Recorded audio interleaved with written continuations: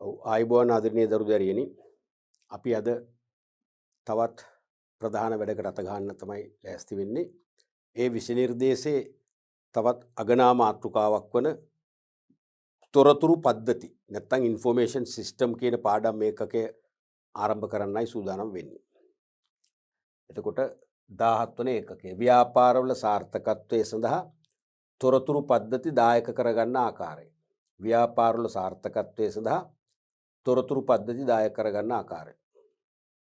එතකොට ඒකේ පළවෙනි පාඩම තමයි දත්ත සකස් කිරීම විමසමින් තොරතුරු වර්ග කිරීම. දත්ත සකස් කිරීම විමසමින් තොරතුරු වර්ග කිරීම.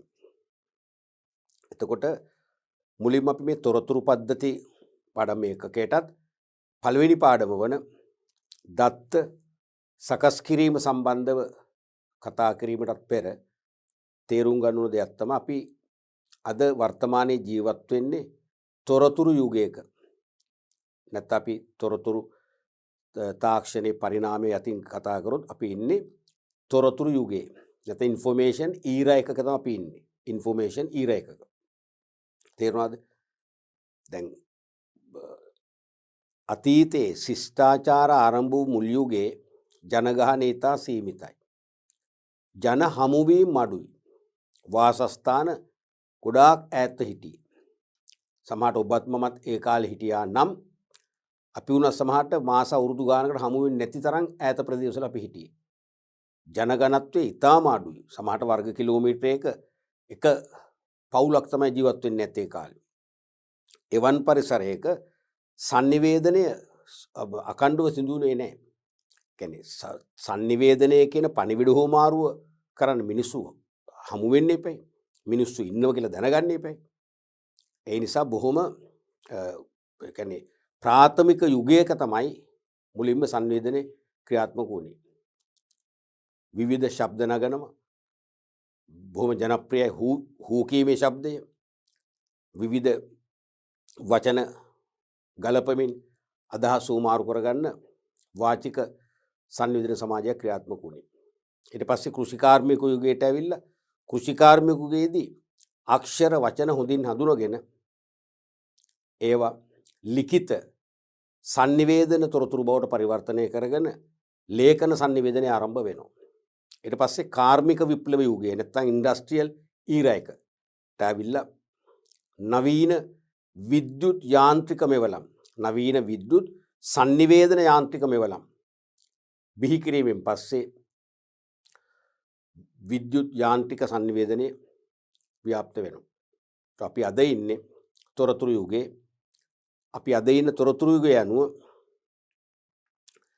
sannivedana තාක්ෂණයේ දියුණුවයි පරිගණක තාක්ෂණයේ දියුණුවයි. විශේෂයෙන්ම ලොවක් සම්බන්ධ කරන ලොවක් එක් කරන ලෝපුරා විසුරුණු අන්තර්ජාලය කියන ප්‍රබල sannivedana මාධ්‍ය ඒ වගේම මිනිස් ක්‍රියාකාරකම් සමූහයක් විසින් කරන දේවල් එක පරිගණකයකින් කරන්න පුළුවන් තරම් දියුණු පරිගණක මේ ලෝකෙට බිහිලා තියෙනවා. ඒ නිසා අද වන විට අපි ඉන්නේ තොරතුරු තාක්ෂණ යුගයේවත් තොරතුරු යුගයක. ඒ නිසා වර්තමානයේ කළමනාකරුවන්ට දැන් වගකීම් වැඩි වෙලා තියෙනවා. අතීතයේ කළමනාකරුවන් සමහර විට කාර්යාලයක ඉඳන් සේවකින් සමග කෙටි පණිවිඩ මාරුවක් කරගෙන වෙන්න ඕන දේ හඳුනගෙන වාචික උපදෙස් දීලා සුපරීක්ෂකයන් ලවා සුපරීක්ෂණය කරලා සේවකයාගෙන් වැඩ අරගෙන ව්‍යාපාර මෙහෙයුම් ක්‍රියාවලිය සරල ආකාරයෙන් දියත් කරා. අද ඊට වඩා වගකීම් බරයි කළමනාකරුවන්ට සහ සේවකයින්ට පවා. මොකද කිසියම් සිදුවීමක් අතීතයේදී හඳුනගන්න සෑහෙන වෙලාවක් යනවා. සමහරට යම් අත්වැරදීමක් වසා ගන්න පුළුවන් සේවකයින්ට පවා. තේරුණාද? නමුත් අද එහෙම වසා ගන්න අමාරුයි. අද සියලු දේ පරිගණක හරහා සිදුවන නිසා පරිගණක වැඩසටහන් වල ගබඩාවන නිසා අපිට බොහොම ලේසියෙන් තොරතුරු හෙළිදරව් කරගන්න පුළුවන්. වංචාවන් හෙළිදරව් කරගන්න පුළුවන්. ඒව වහන්න බෑ. ඒ නිසාම සේවකයින්ටත් වගකීමෙන් යුතුව වැඩ කිරීමට පෙළඹවීමක් ඇති කරලා තියෙනවා. කළමනාකරුවන්ටත් වගකීමෙන් යුතුව තමන්ගේ කළමනාකරන තීරණ ගන්නට සොයන් පෙළඹවීමක් ඇති කරලා තියෙනවා මේ වර්තමාන තොරතුරු තාක්ෂණයේ දියුණුව නිසා. තේරෙනවද? ඒකම වෙනදා ව්‍යාපාරිකයෝ ගොඩක් වෙලාවට ව්‍යාපාරයේ පිහිටි ස්ථානයේ සමීප ගනුදෙනුකරුවන් එක්ක තමයි ගනුදෙනු කරමින් වෙළඳපොළක් ඇති කරගත්තේ. ඒ වෙළඳපොළ බොහොම සමීපයි, බොහොම පටුයි. ඈත ප්‍රදේශවල හෝ ඈත රටවල ගනුදෙනුකරුවන් එක්ක කිසිම සම්බන්ධයක් නැහැ. නමුත් අද වන විට එහෙම නෙවෙයි. අද මුළු ලෝකයම එකම වෙළඳපොළක් බවට පත් වෙලා හමාරයි. අද මුළු ලෝකම එකම වෙළඳපොළක් බවට පත් වෙලා හමාරයි. ඒ නිසා අද වන විට ව්‍යාපාරිකයින්ගේ වෙළඳපොළ විශාල ප්‍රදේශයකට ව්‍යාප්ත වෙලා තියෙනවා. පුළුල් ලෙස ව්‍යාප්ත වෙලා තියෙනවා. හෙවත් වෙළඳපොළ ස්ථාන නෙවෙයි, වෙළඳපොළ අවකාශ දක්වාද වෙළඳපොළ ව්‍යාප්ත වෙලා තියෙනවා. ඒ කියන්නේ අද ලංකාවේ ඉන්න විකුණුම්කරුවෙක් ඇමරිකාවේ නැත්නම් ජර්මනියේ නැත්නම් දකුණු අප්‍රිකාවේ ඕස්ට්‍රේලියාවේ ඉන්න ගැනුම්කරුවන්ට පව බහන්න අලෙවි කරනවා. මේ දෙන්න කවදාකවත් භෞතිකව හමු වෙලා නැහැ. භෞතිකව දැකලා නැහැ. තේරුණාද? නමුත් ලංකාවේ භාණ්ඩයක් ඒ වගේ ඈත ප්‍රදේශයකට අලෙවි වෙනවා. එහෙනම් වෙළඳපොළ ලංකාවත් ඕස්ට්‍රේලියාවත් අතර බලන්න කොච්චර පරාසයක්ද කියලා. ඉන් එහාටත් අපි හිතමු විශ්වයේ මිනිසුන් ජීවත් වෙනවා නම් ඒ මිනිස්සුත් එක්කත් සම්බන්ධතා පවත්වන දිනේ වැඩි ඈතක නෙවෙයි. ඒ මිනිස්සුන්ටත් බහන්න අලෙවි කරන යුගයේ වැඩි ඈතක නෙවෙයි. එහෙනම් වෙළඳපොලේ ප්‍රමාණය අපිට නිශ්චය කරත හැකිද? වෙළඳපොළ අවසන් වෙන්නේ ලංකාවෙන් පටන් ගත්තම අසවල්තනින් කියලා බෑ. ඒකයි අපි කියන්නේ වෙළඳපොලේ සීමානින් වලු නැහැ. වෙළඳපොළ ස්ථාන වෙනුවට වෙළඳපොළ අවකාශ බිහි කරමින් පුළුල් ගෝලීය වෙළඳපොළවල් තුල ඊටාම තරඟකාරී ලෙස කළමනාකරුවන්ට දැඩි වගකීමෙන් යුතුව තීරණ ගැනීමටත් සේවකයින්ට ඒ තීරණ නිසියාකාරව ක්‍රියාත්මක කරමින් ප්‍රතිඵලදායක ලෙස සක්‍රිය කිරීමටත් ලොකු වගකීමක් ඇති කරලා තියෙනවා. එතකොට වර්තමානයේ කළමනාකරුවන් මෙන්ම සේවකයින්ගේ කටයුතු එක් අතකින් පහසු වෙලා තියෙනවා. එක් අතකින් දැඩි ලෙස වගකීමට පත් කරලා තියෙනවා. මොකද සේවකයින්ගේ දුර්වලතා බොහොම පහසුවෙන් මේ sannivedana පරිගණක තාක්ෂණය ඔස්සේ කළමනාකරුවන් හඳුනා ගන්න පුළුවන්. සේවකයින්ගේ වංචාවන් ක්ෂණිකව කළමනාකාරීත්වය දැනගන්න පුළුවන්. ඒ නිසා සෑම සේවකයෙකුගේම වගකීම දැන් අපි දන්නවා රැකියාවක් කියන්නේ tasks, duties and responsibilities. කාර්යභාරයන් සහ වගකීම්. එහෙනම් මේ රැකියාවක කාර්ය සහ කාර්යභාරයන් එලෙසම ක්‍රියාත්මක විය හැකියි. නමුත් වගකීම් වල weight එක බර වැඩි වෙලා තියෙනවා. ඒ නිසාද පෙරට වඩා වගකීමෙන් යුතුව පුළුල් ගෝලීය වෙළඳපොළක් තුල සක්‍රිය වන ව්‍යාපාර මහා පරිමාණ දෙවන්ත ව්‍යාපාර බවට පත්වන ප්‍රවණතාවයක් දකින්න පුළුවන්කම ලැබෙනවා. අපි මුලින්ම බලමු මේක හැඳින්වීම නූතන ව්‍යාපාර ලෝකයේ තුල ව්‍යාපාර විසින් සිය නිෂ්පාදන හෝ සේවා සැපීමේ ක්‍රියාවලියට. නූතන ව්‍යාපාර ලෝකයේ තුල ව්‍යාපාර විසින් සිය නිෂ්පාදන හෝ සේවා සැපීමේ ක්‍රියාවලියට අමුද්‍රව්‍ය, materials, ශ්‍රමය, manpower, මුදල්, money, යන්ත්‍ර, machines, ක්‍රම නැත්නම් ක්‍රම සහ විධි, methods යන වටිනාකම් වලින් යුත් මේක වටිනාකම් තියෙනවා. යන වටිනාකම් වලින් යුත් සම්පත් භාවිතා කරයි. මේ ඔක්කොම සම්පත්. තේරුණාද? නූතන වෙළඳ ලෝකයේ තුල ව්‍යාපාර විසින් සිය නිෂ්පාදනය කියන්නේ භෞතිකව නිපදවන භාණ්ඩ. එහෙම නැත්නම් සපයන සේවා. මෙතන හරිනම් එන්න ඕන නිෂ්පාදිත. නමුත් ටීචර්ස් ගයිඩ් එකේ පව මේ වගේ යන නිසා අපි ඒක වෙනස් කරන්න ගියේ නෑ. සිය නිෂ්පාදනයවත් නිෂ්පාදිත කිව්වනම් තමයි වඩා හොඳ. නිෂ්පාදිත. ඒ කියන්නේ භෞතිකව දකින්න පුළුවන්, ස්පර්ශ කරන්න පුළුවන්, දකින්න පුළුවන් භාණ්ඩ. නැත්නම් සපයන සේවා. එහෙනම් ව්‍යාපාර විසින් සිය නිෂ්පාදිත නැත්නම් නිෂ්පාදන හෝ සේවා සපයනවනේ, වෙළඳපොළට සපයනවා. නිෂ්පාදිත බිහි කරලා තියාගන්නේ නෑනේ, වෙළඳපොළට සපයන්න ඕනේ. එතකොට ආදායමක් ලැබෙන්නේ. එතකොට නේ වෙළඳපොලේ පාරිභෝගිකෝ ජීවත් වෙන්නේ. ඒ වගේම සේවා ඒත් එහෙම සපයන්න ඕනේ. සැපීමේ ක්‍රියාවලියට විවිධ වූ වටිනාකම් වලින් යුක්ත සම්පත් රස භාවිතා කරනවා. ඒ සම්පත් අනිවාර්යයෙන්ම සීමිතයි. හරිද? මේ සීමිත සම්පත් වලින් උපරිම ප්‍රයෝජන ගැනීමට හැකිවන ආකාරයෙන් වඩා නිවැරදි, වඩා උසස් ගණේ කළමනාකරන තීරණ ගැනීමට සියලුම කළමනාකරුවන්ට වගකීමක් තියෙනවා. ඒතර මේ සම්පත් මූලික වශයෙන් අපි නම් කරනවා මොනවා කියලාද? 5Ms කියලා. 5Ms. මොකද මේ හැම සම්පතම පටන් ගන්න ඉංග්‍රීසි වර්ඩ් එක M අකුරෙන්. අමුද්‍රව්‍ය materials. ශ්‍රමය කියන්නේ සාමාන්‍යයෙන් labor අර M වලින් ගන්න ඕන නිසා තමයි man power. man මිනිස් බලය. මිනිසා විසින් ශ්‍රමය කියන්නේ මිනිසා විසින් ශ්‍රමය කියන්නේ කිසියම් බලයක් වැය කරන එකනේ. man power හැදලා තියෙන්නේ එහෙමයි. අනික මුදල් money යන්ත්‍ර machines ක්‍රම methods. හරිද? මේ සම්පත් හැම එකකටම වටිනාකමක් තියෙනවා, අගයක් තියෙනවා. දැන් මිනිහෙක් තමන්ගේ ශ්‍රමයේ නිකන් වැය කරන්නේ කිසියම් මිලක් අය කරනවා. මම සතු අමුද්‍රව්‍ය මම නිකන් දෙන්නේ නැහැ, මම මුදලක් අය කරනවා. මම සතු ශිල්ප ක්‍රම මම නිකන් වැය කරන්නේ ඔබේ ව්‍යාපාර වෙනුවෙන්. මට ඒකට ගෙවීමක් කරන්න ඕන. එහෙමනේ වෙන්නේ. ඒ හැම එකෙම අගයක් තියෙනවා. මෙම සම්පත් නිෂ්පාදනයේ හෝ සේවා සැපීමේ ක්‍රියාවලිය තුල ප්‍රශස්ත ලෙස හැසිරීමට නම් ව්‍යාපාරයේ කටයුතු මෙන්ම සේවකයන් පිළිබඳවත් එහි බාහිර පරිසරය වන තරඟකරුවන් සහ ඔවුන්ගේ නිෂ්පාදන වෙළඳපොළ කරුණු ආදී පිළිබඳවත් ප්‍රමාණවත් අවබෝධයක් එහි කළමනාකරනට පැවතිය යුතුයි. දැන් මේ සම්පත් පැහැදිලිවම සීමා සහිතයිනේ. අසීමිත සම්පත් නැහැනේ ලෝකේ කිසිම ව්‍යාපාරයක. එහෙනම් ඒක දිව්‍ය ලෝකයක් වෙන්න එපා. හෙවන් එකක් වෙන්න එපා. අපි අහලා තියෙන විදිහට අපි දැකලා නැහැ. අපි අහලා තියෙන විදිහට මොකද්ද? ඉසු විරු සම්පත් තියෙන දිව්‍ය ලෝකේ පමණයි. ඒ කියන්නේ සම්පත අසීමිතයි. අපි ජීවත් වෙන ලෝකේ, අපි ජීවත් වෙන විශ්වයේ අපි දැකපු රටවල් වල සම්පත් සීමිතයි. ඒ නිසා මේ සීමිත සම්පත් ප්‍රශස්ත ලෙස ව්‍යාපාරවල හැසිරවීමක් කළමනාකරනගේ තීරණ මගින් වෙනවා. මේ සීමිත සම්පත් ව්‍යාපාර මෙහෙයුම් ක්‍රියාවලිය සඵලදායී මෙහෙයුම් ක්‍රියාවලියක් කරන්නට ඉතා කාර්යක්ෂම ලෙස භාවිතා කරනවා. තේරුණාද? ඒ සීමිත සම්පත් ප්‍රශස්තව හසුරවන්නට නම් කළමනාකරෝ නිවැරදි තීරණ ගන්න වෙනවා. නිවැරදි තීරණ ගැනීමේදී අනිවාර්යෙන් ව්‍යාපාරයේ අභ්‍යන්තර පරිසරයේ විශේෂයෙන්ම අභ්‍යන්තර පරිසරයේ ප්‍රබලතම සම්පත තමයි සේවක සම්පත, මානව සම්පත. සේවක සම්පත පිළිබඳව නම් අවබෝධයක් තියෙන්න ඕන. සේවකයන්ගේ හැසිරීම් රටාවන්, සේවකයන් ලවා වැඩ කරවා ගැනීමේ කලාව මොකක් වෙන්න ඕනද කියලා අවබෝධයක් තියෙන්න ඕන. ඒත් එක්කම බාහිර පරිසරයේ, ඒකේ විශේෂම බාහිර පරිසරයේ ප්‍රධානම බලවේගය තරංගකරු. අපිට නිතරම දැඩි ලෙස ගැටෙන්න වෙන්නේ තරංගකරුත් එක්කයි. තරංගකරුවන්ගේ නිෂ්පාදිතවල ස්වභාවය, ඔවුන්ගේ ප්‍රවර්ධන ක්‍රම, ඔවුන් සතු කරගෙන තියෙන වෙළඳපොළ ප්‍රමාණය, වෙළඳපොළ ව්‍යාප්තිය. එතකොට ඒ වෙළඳපොළ ව්‍යාප්තිය සහ ඔවුන්ගේ වෙළඳපොළ හිමිකාරත්වය අනුව අපිට වෙළඳපොළට ඇතුල් වෙන්න, රිංගා ගන්න අවස්ථා තියෙනවද? ආදි වශයෙන් හොඳ අවබෝධයක් කළමනාකරන තියෙනවා. එහෙම අවබෝධයක් තියෙනවා කියන්නේ ඒකම තමයි ව්‍යාපාරයේ අනාගත ශක්්‍යතාවය.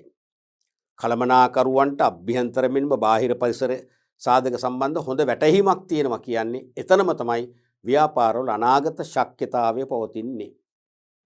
ෆියුචර් ෆීසිබිලිටි එක. මොකද්ද මේ ශක්්‍යතාවය කියන්නේ? සමහරුන්ගේ මතයක් තියෙනවා ශක්්‍යතාවය කියන්නේ ව්‍යාපාරයක් ලාභ ලබමින් ක්‍රියාත්මක වන බව. ව්‍යාපාරයක් ලාභ ලබමින් ක්‍රියාත්මක වන බව. එයම නොවේ. එයම නොවේ. මෙතන අදහස් කරන්නේ ව්‍යාපාර පරිසර තත්ත්වයන් නිරතුරුවම වෙනස් වෙනවා. අභ්‍යන්තර පරිසර සාධකත් වෙනස් වෙනවා. අයිතිකරු, කළමනාකරු, සේවකයෝ, සම්පත්, සංවිධාන ව්‍යුහය. තේරුණාද? නමුත් ඒක අපිට පාලනය කරගත හැකියිනේ. අපිට ඒක මෙල්ල කරන්න පුළුවන්. බරපතල ගැටලුව තියෙන්නේ බාහිර පරිසරයේ සාර්ව පරිසරයේ. සාර්ව පරිසර සාධක දේශපාලන හා නෛතික, තාක්ෂණ, ප්‍රජා, ගෝලීය, සමාජ සංස්කෘතික, ඒවා ආර්ථික අපිට පාලනය කරන්න බෑ. ඒ සාර්ව පරිසරයේ විචලත ඇති වෙනවා. ඒවා පාලනය කරගන්නත් බෑ. එවනම් පාලනය කරගන්න බැරි නම් සහ ඒ සාර්ව පරිසරයේ වෙනස් වීම ඇති වෙනකොට අපේ ව්‍යාපාරය අපි දැන් යම් සැලසුමක් ඇතුව ව්‍යාපාරයේ මෙහෙයුම් කටයුතු කරගෙන යනවා. ඒ සැලසුම තියෙන මේ වර්තමාන පරිසර තත්වයට ඉදිරියේදී පරිසර තත්වය වෙනස් වීමේදී මේ සැලසුම මොකද වෙන්නේ? යල්පනිනවා. මේ සැලසුමත් එක්ක මෙහෙයුම් ක්‍රියාවලිය ගෙනියන්න බැරි වෙනවා. අඩපණ වෙනවා. ඒ නිසා කළමනාකරන වගකීමක් තියෙනවා. ව්‍යාපාර අනාගත පරිසරයේ වෙනස් වීමට සමාන්තරව තමන්ගේ ව්‍යාපාර කටයුතු ගලපා ගන්න. පරිසරයට අනුකූලව අනුගත වෙන්න.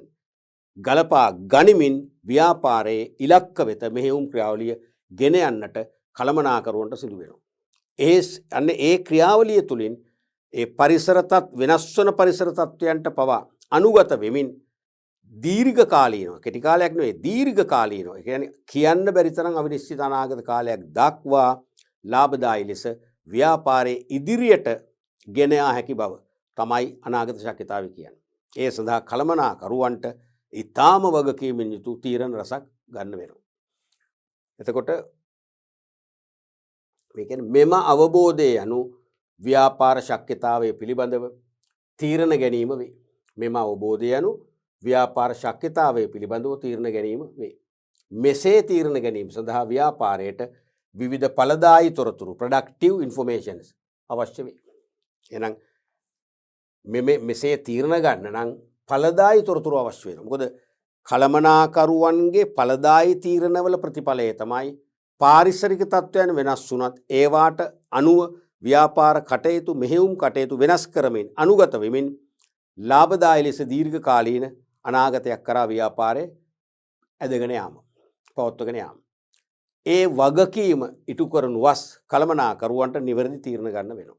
නිවැරදි තීරණ ගන්නට අවශ්‍ය අමුද්‍රව්‍ය වෙන්නේ මොකද්ද? රෝ මැටීරියල් එක වෙන්නේ මොනවද? තොරතුරු. එහෙනම් තේරෙනවද? තීරණ ගැනීමට අවශ්‍ය යෙදවුම වෙන්නේ තොරතුරු. තොරතුරු නැත්නම් තීරණ ගන්න බෑ. තීරණ ගන්න බැරි නම් ව්‍යාපාරවල පැවැත්මක් නැහැ. පැහැදිලිද? එතකොට ඒ තොරතුරු අනිවාර්යයෙන්ම නිකම්ම තොරතුරු නෙවෙයි. ඵලදායී තොරතුරු. ඒ කියන්නේ ඒ තොරතුරු මත ගන්න තීරණ තුලින් ව්‍යාපාරය අපේක්ෂා කරන මට්ටමට හෝ ඉන් එහාටත් ගියපු ප්‍රතිඵල ලැබෙන්න ඕනේ. ප්‍රතිඵල ලබා ගත හැකි තොරතුරු තමයි ඵලදායී තොරතුරු කියලා කියන්නේ. තේරුණාද? සාමාන්‍යයෙන් නූතන දියුණු ව්‍යාපාර සිය තීරණ ගැනීමේ ක්‍රියාවලියට අවශ්‍ය තොරතුරු සම්පාදනය සඳහා තොරතුරු තාක්ෂණ අංශය ඉන්ෆෝමේෂන් ටෙක්නොලොජි ඩිපාර්ට්මන්ට් නමින් ඊටම ආවේනික වූ භෞතික හා මානව සම්පත් වලින් යුත් අංශයක්ද පවත්වාගෙන යනු ලැබේ. එහෙනම් සාමාන්‍යයෙන් නූතන දියුණු ව්‍යාපාර සිය තීරණ ගැනීමේ ක්‍රියාවලියට කළමනාකරුවන්ගේ ඩිසිෂන් මේකින් ප්‍රොසෙස් එක හරියාකාරව කරගෙන යන්න අවශ්‍ය තොරතුරු උකහා ගැනීම සඳහා තොරතුරු තාක්ෂණ අංශය ඉන්ෆෝමේෂන් ටෙක්නොලොජි ඩිපාර්ට්මන්ට් නැත්නම් අපි කියනවා කෙටියෙන් අපි කියන IT අංශය IT එකෙන් IT එක IT අංශය IT ඩිපාර්ට්මන්ට් එක IT ඩිවිෂන් එක එහෙමනේ කියන්නේ. නමින් ඊටම ආවේනික වූ භෞතික හා මානව සම්පත් වලින් යුත් අංශයක් පවත්වාගෙන යනවා. ඒ කියන්නේ තොරතුරු තාක්ෂණ අංශයට අනිවාර්යෙන් පරිගණක සපයන්න ඕනේ. පරිගණක උපාංග අපි මුද්‍රක printers ඒ වගේම scanner machines තේරුණාද? ඒ වගේම keyboards අමතර කොටස් විවිධ ද්‍රව්‍ය සපයන්න ඕනේ. ඒකට අන්තර්ජාල පහසුකම් ලබා ගන්න ඕනේ. දුරකථන පහසුකම් සම්බන්ධතා ලබා ගන්න ඕනේ. ඒ සදා පුහුණු කරපු ශ්‍රමික පිරිසක් යොදවන්න ඕනේ. ඒකට මාසිකව වාර්ෂිකව විශාල පිරිවැයක් දරන්න ඕනේ. ආරම්භක ස්ථාවර පිරිවැය විශාල වශයෙන් දරන්න ඕනේ. මාසිකව අයබාර වීදම් සඳහා තවත් ප්‍රමාණයක් මාසිකව අකණ්ඩව පවත්වාගෙන යන්න ඕනේ. නමුත් එහෙම පිරිවැයක් දරලා IT ඩිපාර්ට්මන්ට් එකක් හැදුවා වුණත් පාඩු නැහැ. මොකද IT ඩිපාර්ට්මන්ට් එකෙන් කළමනාකරුවන්ට තීරණ ගන්න අවශ්‍ය වූ වහාම අවශ්‍ය තොරතුරු අවශ්‍ය ප්‍රමාණය සපයා දෙනවා. ඒ නිසාම කළමනාකරුවන්ගේ තීරණ අප්‍රමාදව හා එකක් අප්‍රමාදව අනිත් එක නිවැරදිව ගන්න පුළුවන්කම ලැබෙනවා. එකක් අප්‍රමාදව අනිත් එක නිවැරදිව. එතකොට තමයි මේවා ඵලදායී තීරණ වෙන්නේ. තේරුණාද?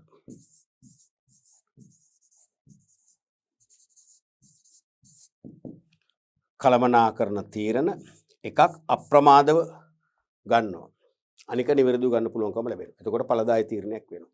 එහෙනම් දීර්ඝ කාලීනව ලාභදායී ව්‍යාපාර මෙහෙයුම් ක්‍රියාවලියක් සහිත ව්‍යාපාරයක් අපිට මොකද වෙන්නේ? ජනනය කරගන්න පුළුවන්කම ලැබෙනවා.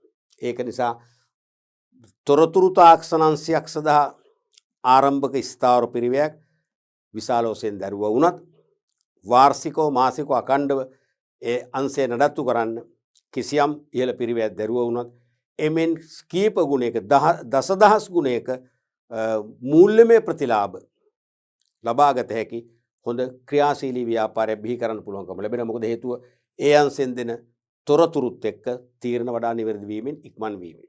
එතකොට ඒ IT ඩිපාර්ට්මන්ට් එක කරන්නේ විවිධ දත්ත මූලාශ්‍ර තියෙනවානේ. data sources දත්ත ලබාගත හැකි මාර්ග වලින් නිෂ්පාදනයට අදාළ, ප්‍රවර්ධනයට අදාළ, ප්‍රචාරණයට අදාළ, මිල කිරීමට අදාළ, තරංකරුවන්ට අදාළ, වෙළඳපොළට අදාළ නිෂ්පාදන තාක්ෂණයට අදාළ, sannivedanයට අදාළ, තේරුණාද? ගනුදෙනු කරුවන්ට අදාළ, ව්‍යාපාර නියාමනය කරන රාජ්‍ය ආයතන සම්බන්ධව විවිධ වූ දත්ත රැස් කරන්න පුළුවන්. රැස් කරලා ඒවා ඇනලයිස් කරනවා. නැත්නම් දත්ත සකස් කිරීමට ලක් කරනවා. දත්ත සංස්කරණයක් ප්‍රභාජනය කරනවා. ඒ කියන්නේ වර්ග කිරීම, තේරීම, ගණනය කිරීම, සාරාංශ කිරීම. දත්ත සංස්කරණයේ පියවර 4යි. වර්ග කරනවා, තෝරනවා, ගණනය කරනවා, සාරාංශ කරනවා. එසේ කිරීම තුළින් තීරණ ගත හැකි ඵලදායී තොරතුරු බිහි කරලා ඒවා දත්ත සමුදාය මෘදුකාංග කියන පරිගණක මෘදුකාංග පරිගණක වැඩසටහන් තුළ සුරක්ෂිතව ගබඩා කරනවා.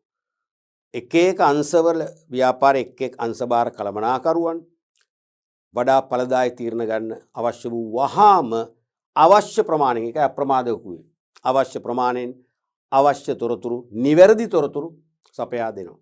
ඒ මත, ඒ තොරතුරු මත වඩා නිවැරදි ඵලදායී තීරණ ගන්නවා. ඒ තීරණ වල ප්‍රතිඵලය ව්‍යාපාරවල අනාගත ශක්‍යතාවය තහවුරු කරනවා. ඒ නිසා IT ඩිපාර්ට්මන්ට් එක විශාල මෙහෙවරක් කරන ව්‍යාපාර පැවැත්ම සඳහා. පැහැදිලිද? අපි බලමු ඊළඟට මෙම අංශයේ ප්‍රධාන කාර්යභාරය. කියන්නේ මේ IT ඩිපාර්ට්මන්ට් එකේ මෙම අංශයේ ප්‍රධාන කාර්යභාරය වනුයේ ව්‍යාපාරයේ විවිධ ශ්‍රීත කළමනාකරණ අංශ වන. දැන් ව්‍යාපාරයක විවිධ ශ්‍රීත, විවිධ කාර්යයන් මෙහෙවන අංශ තියෙනවා. තේරුණාද?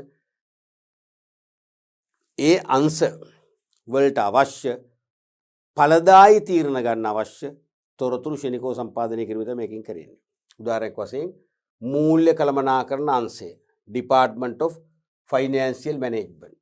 මේකෙන් තමයි ව්‍යාපාරයකට අවශ්‍ය අරමුදල් කොච්චරක්ද කියලා තීරණය කරන්නේ.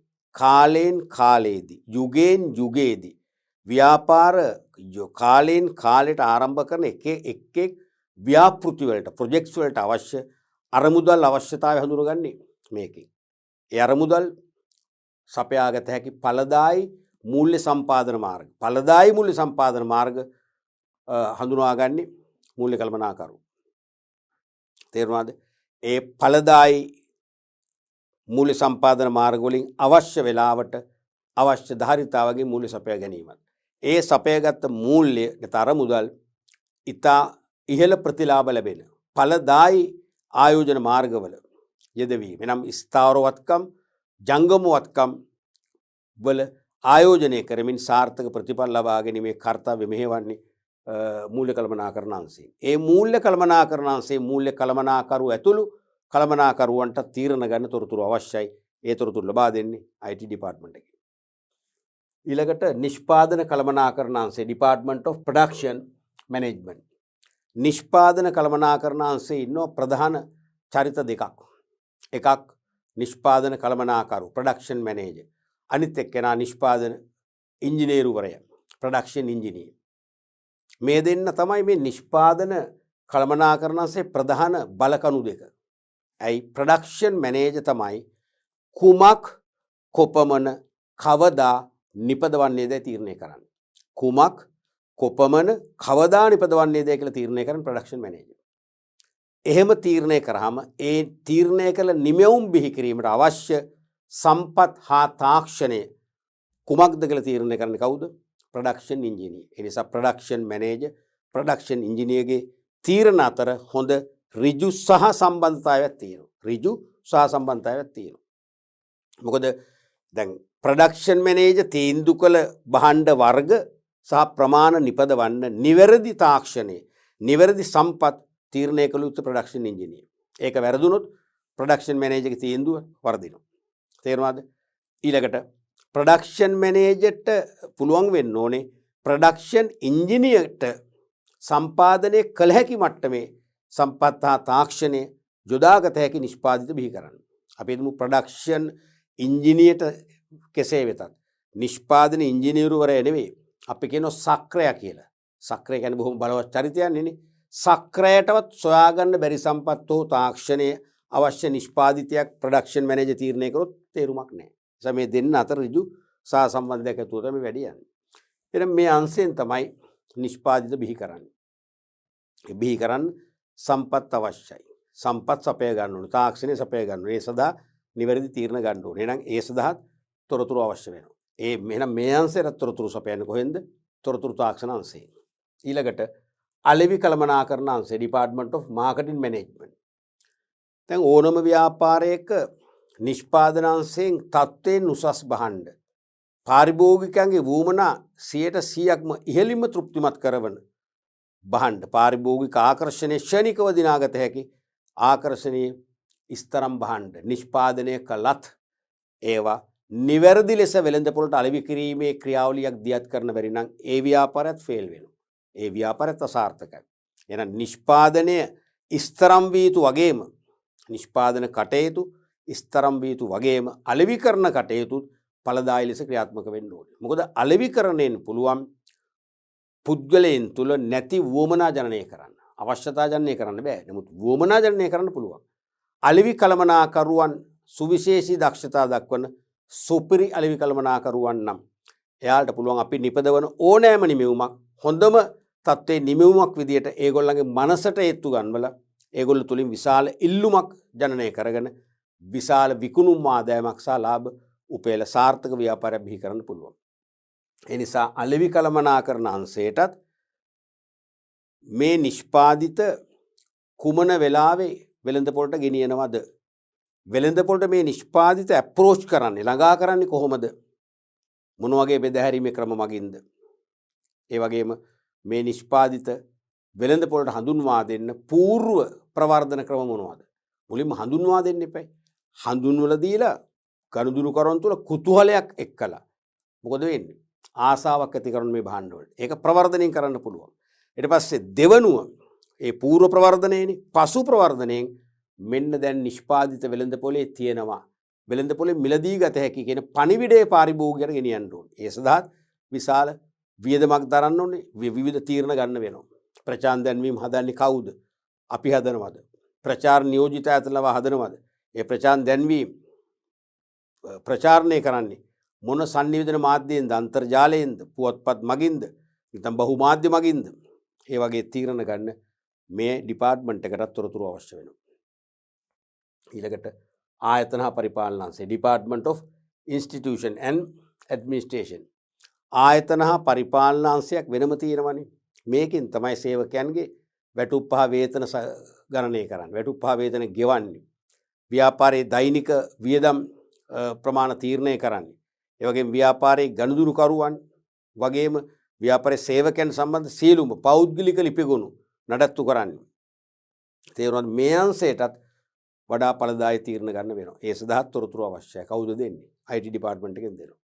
ඊළඟට මානව සම්පත් කළමනාකරණ අංශය department of human resource management. මූල්‍ය දැන් ව්‍යාපාරයක නිෂ්පාදන මූල්‍ය අලෙවි වගේම මානව සම්පත් කළමනාකරණයත් බොහොම බැරෑරුම් අංශයක්. හේතුව ඕනම ව්‍යාපාරයක පවතින සම්පත් වලින් එදත් අදත් හෙටත් ඒක වෙනස් වෙන්නේ නැහැ. එදත් අදත් හෙටත් එකම ජීවමාන සම්පත සජීව සම්පත වෙන්නේ කවුද? මානව සම්පත විතරයි. මේ මානව සම්පත අපිට ඕන විදියට හැසිරෙන්න කැමති නෑ. මානව සම්පතට තියෙනවා ඒගොල්ලන්ටම ආවේනික වූ චර්යා රටාවක්. ඒගොල්ලන්ටම ආවේනික වූ ප්‍රතිපත්ති සමුදායක්. ඒගොල්ලන්ටම ආවේනික වූ සිතුම් පැතුම් සමුදායක් තියෙනවා.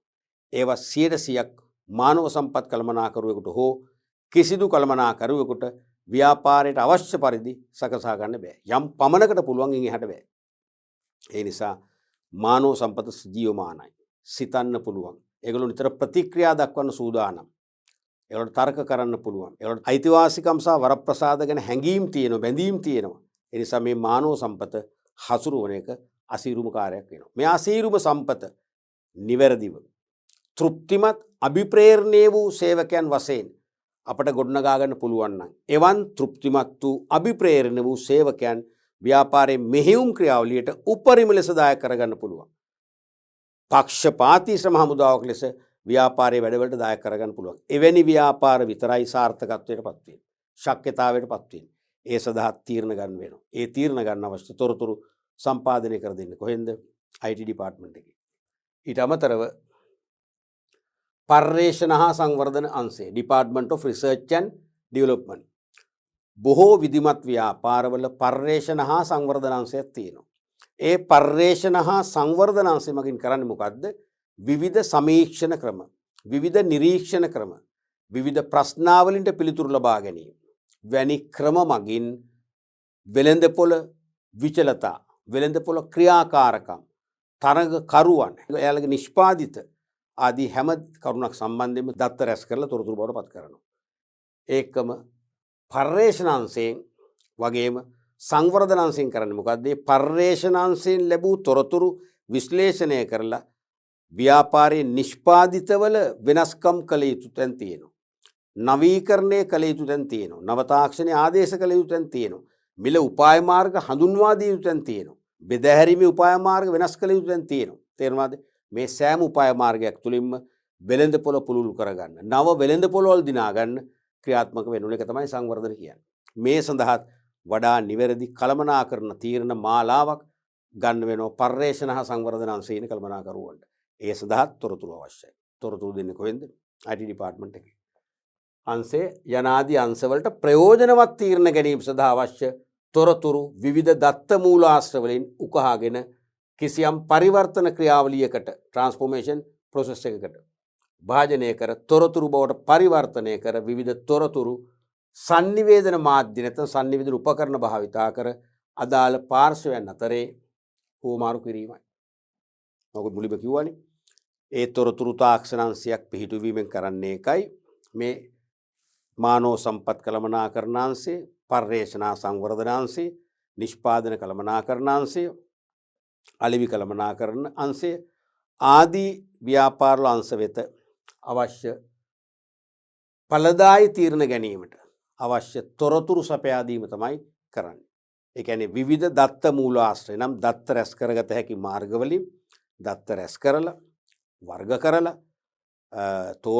තේරීමට භාජනය කරලා ගණනය කිරීම කරලා සාරාංශ කරලා තොරතුරු බවට පත් කරනවා. තේරුණාද? කිසියම් පරිවර්තන ක්‍රියාවලියකින් නැත්නම් දත්ත සංස්කරණය data processing කියන පරිවර්තන ක්‍රියාවලිය මගින් දත්ත තොරතුරු බවට පත් කරලා අවශ්‍ය වේලාවට අවශ්‍ය ප්‍රමාණින් මේ අංශවලට තොරතුරු සපයා දීමෙන් ඒ අංශවල කළමනාකරුවන්ට ක්ෂණිකව අප්‍රමාදව ඒ වගේම වඩා නිවැරදිව ප්‍රතිඵල ගෙන දෙන විදියට තීරණ ගන්න පසුබිම හදලා දෙනවා. එහි ප්‍රතිඵලය ශක්්‍යතාවයෙන් ඉතා ඉහළ ලාභදායීත්වයෙන් ඉතා ඉහළ ව්‍යාපාරයක් අපට ජනනය කර පවත්වාගෙන යම හැකියාව ලැබෙනවා.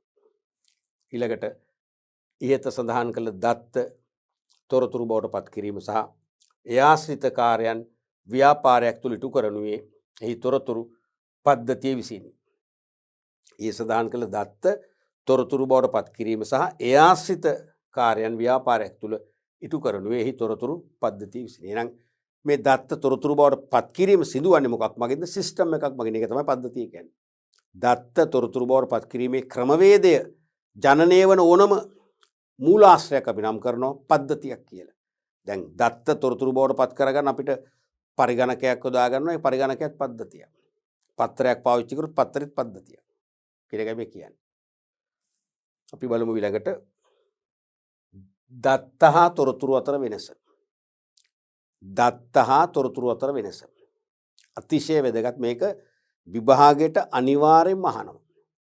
වාස්තික පේපර් එක ව්‍යුහගත ප්‍රශ්න පත්‍ර දෙකේම අහනවා. ඒ වගේම දත්ත හා තොරතුරු අතර වෙනස්කම් අනිවාර්යෙන්ම අහනවා. ඒ නිසා අපි පැහැදිලිවම අපි හඳුනා ගන්න ඕනේ.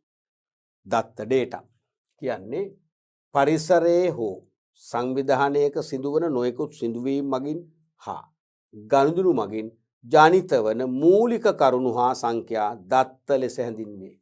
මේ ටික කියවෙන්න ඕනි පරිසරය ගැන. සංවිධානයක සිදුවන නොයෙකුත් සිදුවීම් කියවෙන්න ඕනි. හා ගනුදෙනු කියවෙන්න ඕනි. මේක පළවෙනි එක, මේක දෙවෙනි එක, මේක තුන්වෙනි එක. මේ තුනම කියවුණොත් තමයි මේ දත්ත කියන අර්ථකථනය සම්පූර්ණ වෙන්නේ. තේරුණාද? දත්ත කියන අර්ථකථනය සම්පූර්ණ වෙන්නේ මේ තුනම ඉලි දැක්වුණොත් විතරයි. එනම් පරිසරයේ හෝ මොකද පරිසරයේ නිරන්තරයෙන්ම වෙනස් වෙනවනේ. පරිසරයේ සෑම තප්පරයකම සෑම විනාඩියකම වෙනස් වීමට භාජනය වෙනවා. එනම් පරිසරයේ හෝ සංවිධානයක ආයතනයක සිදුවන නොයෙකුත් සිදුවීම් පරිසරයේ සිදුවීම් වෙනවා. සංවිධානයක සිදුවීම් වෙනවා. ඒ වගේම සංවිධානයක ගනුදෙනුත් වෙනවා. පරිසරය නෙවෙයි පරිසරයේ සිදුවීම් වෙනවා. ව්‍යාපාරයක සිදුවීම් වෙනවා. ඊට අමතරව ව්‍යාපාරයක විවිධ ගනුදෙනු සිදු වෙනවා. අන්න ඒවා මගින් ජනිත වන ඒවා මගින් අපිට ග්‍රහණය කරගත හැකි මූලික කරුණු හා සංඛ්‍යානේ. මූලික කරුණු හා සංඛ්‍යා තමයි දත්ත කියන්නේ. මූලික කරුණු හා සංඛ්‍යා තමයි දත්ත කියන්නේ. මූලික කරුණු හා සංඛ්‍යා තමයි දත්ත කියන්නේ. කටපාඩම් කරන්න එපා. මේ අර්ථකථන උලුවට ගන්න. දැන් සෑම ව්‍යාපාරයක්ම කවුරු නැහැ කිව්වත් ඔව් කිව්වත් කැමති වුණත් අකමැති වුණත් ක්‍රියාත්මක වෙන්නේ හුදකලා වෙනවි පරිසරයක් තුල. අභ්‍යන්තර පරිසරය, ආසන්න පරිසරය, සාර්ව පරිසරය නැත්නම් පොදුවේ අභ්‍යන්තර බාහිර පරිසරය. හැම පුද්ගලයෙක්ම වගේම මමත් ඔබත් ජීවත් වෙන පරිසරයක් තුල. අපි කවුරුත් හුදකලා නැහැ. කවුරු හරි කෙනෙක් කියනවා නම් මම පරිසරයෙන් ඈත් වෙලා මං හුදකලාව ජීවත් වෙනවා කියලා ඒ බොරුනේ. පරිසරයෙන් ඈත් වෙලා හුදකලා ජීවත් වෙනවා. යා එහෙනම් අඩු ගානේ වෙලෙන්සල කොටත් යන්න බෑ. තේරුණාද? නිවසකවත් ඉන්න බෑ. එයාට ඇඳුම්වත් අඳින්න බෑ. ආහාර පාන ගන්න බෑ. ඒක පරිසරයත් එක්ක ගැටෙනවනේ. ආහාර පාන සපයන්නේ භූමියෙන්නේ. තේරුණාද? එහෙනම් නිරාහාරව ඒ වගේම නිර්වස්ත්‍රව හිස් අවකාශයක් හොයාගෙන ජීවත් වෙන්න පුළුවන් අන්න හුදකලා. නමුත් හිස් අවකාශ නැහැ. අහසේ වුණත් තියෙනවා එක්තරා මට්ටමක් දක්වා යනක අපිට ඔක්සිජන් ඇතුළු වායුන් තියෙන ජීවත් වෙන අපි ඒවා ඔටෝමැටිකලි අපි ආශ්වාස ප්‍රශ්වාස කරන පාවිච්චි කරන නිසා කොහෙත්ම පරිසරයෙන් හුදකලා වෙන්න බෑ. ඒ නිසා සෑම ව්‍යාපාරයක්ම ක්‍රියාත්මක වෙන පරිසරය තුල. ඔය පරිසරයේ තුලත් වෙනස් වීම ඇති වෙනවා. කුණාටු ඇති වෙනවා, සුනාමි ඇති වෙනවා, අධික වර්ෂාපතනය, පිටාර ගැලීම්, ගම් වතුර තේරුණාද? විවිධ වෙනස් වීම ඇති වෙනවානේ. අධික තාපය, ඒ වගේම ජීවත් වීමට මෙන්ම ව්‍යාපාර වලට සෞම්‍යදායක පරිසරයක්, සූදායක පරිසරයක්, පරිසරයේ වෙනස් වීම ඇති වෙනවා. ඒ වගේම ව්‍යාපාර තුල මොකද වෙන්නේ? විවිධ සිදුවීම් වෙනවා. පරිසරයේ වගේම ව්‍යාපාර තුල සිදුවීම් වෙනවා. ඊට අමතරව ව්‍යාපාර තුල ගනුදෙනු වෙනවා. මෙන්න මේ පාරිසරික සිදුවීම්, ව්‍යාපාරික සිදුවීම් සහ ව්‍යාපාරික ගනුදෙනු මගින් ජනිත වන මූලික කරුණු හා සංඛ්‍යා අපි උකහා ගත්තොත් ඒ මූලික කරුණු හා සංඛ්‍යා තමයි දත්ත කියන්නේ. උදාහරණ සේවකයින්ගේ නම්, වැටුප්, සේවා කාලය, ගනුදෙනුවක් සිදු වූ වේලාව, ගනුදෙනුවේ වටිනාකම, මාසික විදුලි ගාස්තුව, විකුණුම් වටිනාකම ආදී සියල්ලම දත්ත. දැන් දත්ත කියන්නේ මූලික කරුණු හා සංඛ්‍යා. කියන්නේ යම් සිදුවීමක් ඒ ආකාරයෙන්ම අපි ග්‍රහණය කරගන්නවා. තේරෙනවද? යම් සංඛ්‍යාවක් එලෙසින්ම ගන්නවා. යම් කරුණක් එලෙසින්ම ගත්තොත් ඒක අපි දත්ත යන්නේ. ඒක යම් වෙනසකට භාජනය කරොත්, පරිවර්තනය කිරීමකට භාජනය කරොත්, නැත්නම් වර්ග කළොත්, තේරීමකට භාජනය කරොත්, ගණනය කරොත්, සාරාංශ කරොත් තමයි තොරතුරු වෙන්නේ. ඒ කිසිවක් කරේ නැත්නම් අමුදයක් නම් දත්ත. දැන් සේවකයාගේ නම් තියෙනවා. සේවකයාගේ නාම ලේඛනයක් හදනවා කියලා හිතන්නකෝ. සේවකයාගේ නාම ලේඛනේ නම් තියෙනවා 25ක්. මොකක්ද ඒක? දත්තයක්. ඒක අපි ගණනය කිරීමක් කරේ නෑනේ. තේරුවේ නෑනේ. වර්ග කරේ නෑනේ. තේරෙනවද? ඒ අකුරින් පටන් ගන්නම් වෙනම. B අකුරින් පටන් ගන්නම් වෙනම. C අකුරින් පටන් ගන්නම් වෙනම. එහෙමනම් අන්න වර්ගීකරණයක් තියෙනවා. ඒතර තොරතුරක් වෙනවා. එහෙම නෑනේ. නිකම්ම නාම ලේඛනේ තියෙනවා. සේවකයන් රැකියාවට බඳවගත පිළිවිල අනුව නම් ලැයිස්තුවක් තියෙනවා. මූලික කරුණ දත්තයක්. වැටුප්. සේවකයේගේ මාසික වැටුප රුපියල් 50000යි කියලා තීරණයක් ගත්තොත් ඒක මොකක්ද දත්තයක්? දත්ත කියන්නේ ඒක ගණනය කරන දෙයක් නෑනේ. මාසික වැටුප 50000ක දත්තයක්. හැබැයි සේවකයෝ 10 දෙනෙක් ඉන්නවා.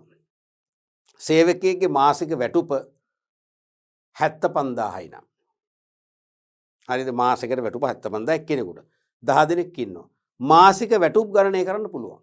10න් වැඩි කරොත් 1,7,000යි. අන්න මාසික මුළු වැටුප 1,7,000යි. කියන්නේ අපි ගණනය කරලා සකස් කරලා ජනනය කරගත් දෙයක්. ඒක තොරතුරක්. නැත්තම් නිකම්ම මාසික වැටුප කිව්වොත් එහෙම ඒක දත්තයක්. කාලේ, සේවා කාලේ. අපේ ආයතනයේ දෛනික සේවා කාලේ පැය 7යි. අපි අහන්නේ මොකද? අපි ඉතින් පැය 7 අපි පැයක් කලින් ඒගොල්ලන්ට විවේකීව යන්න දෙනවා. ඒ කියන්නේ ගමන් පහසු සදා ඒ කාර්යාලයට පැමිණෙන්න, ගිනිවෙස් වලට යන්න අපි පැයක් අත්හැරලා තියෙනවා. අපිට පැය 7ක් වැඩ ගත්තම ඇති. ඉතින් ඒක විශේෂ දෙයක් නෑ දත්තයක්. දත්තයක්නේ. නමුත් ඒ සේවා කාලය අනුව ආයතනයේ නිවාඩු දින හැරි ගියාම වසරක් තුල ආයතනයේ වැඩ කරන මුළු පැය ගණන මුළු දින ගණන ගණනය කරොත් ඒක තොරතුරක්. එසේ නොකරන තාක්කල් දත්තයක්. ගනුදෙනුවක් සිදු වේලාව. දැන් ගනුදෙනුවක් අපි කියනවා වාර්තාව විකුණුම් දෛනික විකුණුම් ලේඛනයක වාර්තාවක තියෙනවා 2022 ජනවාරි 1 වෙනිදා අපි මෝටර රථයක් කියලා අසවල් වර්ගයේ මෝටර රථයක් වික්ක රුපියල් 177කට. කොච්චර ඒක දත්තයක්. ඒක දත්තයන්නේ. ඒත් මෝටර රථේ වික්ක විදිය අමු විදියට එලෙසින්ම අපි අරගෙන තියෙන දත්තයක්. හැබැයි ඒ මෝටර රථේ විකුණන්න ගියපු ගාන 177යි නිෂ්පාදන වියදම තරව් ගාස්තු සමහරට ඒකට ඒ මෝටර රථේ නිෂ්පාදනය කරන අවශ්‍ය අමතර කොටස් ආනයනය කරන්න ගිය වියදම් ආනයන තීරුබදු සියල්ල අරගෙන නිෂ්පාදන පිරිවැය ගණනය කරන 67යි. එහෙනම් 77න් 67 අඩු කරන් පස්සේ හඳුනා ගන්නවා ඒ මෝටර රථේ විකිණීමේ ලැබු ලාභය 100000යි. ඒක තොරතුරක්. ඒක ගණනය කිරීම. තේරුණාද? ඊළඟට ගනුදෙනුවක් සිදු වෙලාව. සිදු වෙලාව ගත්තත් ගනුදෙනුවක් සිදු වෙලාව ගත්තත් ඒත් එහෙමයි. සිදු වෙලාව ගත්තත් ඒත් දත්තයක් නේ. මාසික විදුලි ගාස්තුව. විදුලි බිල එනවා රුපියල් 15000ක් විදුලි ගාස්තුව ගෙවන්න කියලා. දත්තයක්. නමුත් විදුලි බල මණ්ඩලයට සිදු වෙනවා මනු කියවන්නන් යොදවලා මීටර් රීඩර්ස්ලා යොදවලා අපේ විදුලි මීටරේ ගියවර පැවති අංකය දැන් යන අංකය අරගෙන යංක දෙක වෙනස වුණු භාවිතා කළ විදුලි ඒකක සංඛ්‍යාව හොයාගන්න. ඒකේ මුල් ඒකක 10ට රුපියල් මෙච්චරයි. ඊළඟ ඒකක 10 රුපියල් 50 වැඩි කරනවා. ඊළඟ ඒකක 10 රුපියල් 80 වැඩි කරනවා. ආදි වශයෙන් ගණනය කරලා හොයාගන්නවා විදුලි බිල රුපියල් 15000 කියලා. එහෙනම් විදුලි බල මණ්ඩලයේ පැත්තේ ඒගොල්ලන්ට තොරතුරක්නේ. අර මනු කියවන්න ගේනවනේ එක එක නිවෙස්වල ව්‍යාපාරවල මීටරේ ගියපු පාවිච්චි කරපු ඒකක සංඛ්‍යාව ඒක දත්තයක්. ඒකෙට පස්සේ මොකද කරන්නේ? එක එක රේන්ජස් අනුව තේරෙනවද? එක එක ඒකක කාණ්ඩ අනුව කාණ්ඩයකට අය කරන ගාස්තු වැඩි කරලා තමයි මුළු විදුලි බිල හැදුවේ. එහෙනම් ඒක ඒගොල්ලන්ට තොරතුරක්. හැබැයි අපිට ඒක මොකක්ද? දත්තයක්. ඒගොල්ලෝ හදපු විදුලි බිලේ වටිනාකම අපි ගන්න රුපියල් 15000 කියලා අපි ගන්නවා. ඒක දත්තයක් අපිට. ඊළඟට විකුණුම් වටිනාකම. අපි භාණ්ඩයක් වික්කම විකුණුම් මිල විකුණුම් වටිනාකම දත්තයක්.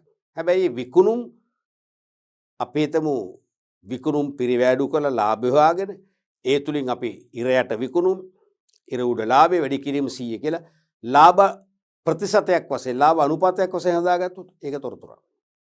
ඒ වගේ සකස් කරනකම් ගණනය කිරීම කරලා පරිවර්තනය කරලා ගන්නකම් තොරතුරු නෙවෙයි දත්ත. පැහැදිලිද? ඊළඟට අපි බලමු දත්ත ඉදිරිපත් කළ හැකි ක්‍රම. අනිවාර්යයෙන්ම දැනගන්න එපා. මේ සංවිධාන පරිසරයේ ඇතිවන සිදුවීම් වගේම සංවිධානයේ තුල සිදුවන සිදුවීම් හා ගනුදෙනු තුලින් රැස් කර ගන්නා මූලික කරුණු හා සංඛ්‍යානි දත්ත කියන්නේ ඒ දත්ත ඉදිරිපත් කළ හැකි ආකාර මූලික 4ක් තියෙනවා. එකක් තමයි භාණ්ඩ ඇසුරුම් වල විවිධ රූපරාමු දැක්වීම. දැන් භාණ්ඩ ඇසුරුම් වල විවිධ රූපරාමු දක්වනවානේ. දැන් අපි ගත්තොත් එවරඩි කියලා බැටරි జాතියක් තිබුණා. ඒ බැටරි වල රූපයක් තිබුණා පූසාගේ රූපය. ඇසුරුමේ පවතින රූපය. කැඩ්ගි. ඒකේ අර්ථයක් තියෙනවනේ. ඇයි? ලෝකේ රාත්‍රී කාලයට හොඳින්ම ඇස්පෙනෙන සතුන්ගේ මුලින්ම ඉන්නේ පූසා. පූසගේ ඇස් බෝල ලොකු වෙනවනේ රැට. ඒ කියන්නේ හොඳට දවල් කාලේ ඇස් බෝල වැහෙනවා කියන්නේ මොකද පේන්නේ. එතකොට පූසගේ බොහොම අඩු පෙනුමක් සහ ඉවත් එක්කනේ දවල් එයා ගමන් කරන්නේ. රාත්‍රියට හොඳට පේනවා. ඒකේ ඒ බැටරි වලට ඒ පූසා රූපේ ගත්තේ මේ බැටරි ඔබේ විදුලි පන්දමට ටෝච් එකට භාවිතා කිරීමෙන් ඒ විදුලි පන්දමෙන් දැල්වෙන දැඩි ආලෝකයේ තුලින් පූස වගේම ඔබට රැට බොහෝ දේ කරන්න පුළුවන් කියන වගේ හැඟීමක් නේ ඒකේ එන්නේ. නේ ආලෝකයේ ගැන පණිවිඩයක් නේ දෙන්නේ. තේරුණාද? ඒක බලන්න ඉතින් පූසගේ රූපේ තුලින් පණිවිඩයක් දෙනවා. දත්තයක් අපට දෙනවා. තේරුණාද? එහෙනම් ඒ දත්ත ඉදිරිපත් කරන එක ක්‍රමයක්. මොකක්ද ඒකට කියන්නේ? රූපමය දත්ත. රූපාකාරයෙන් දත්ත ප්‍රසන්න කරද්දී අපි කියනවා රූපමය දත්ත.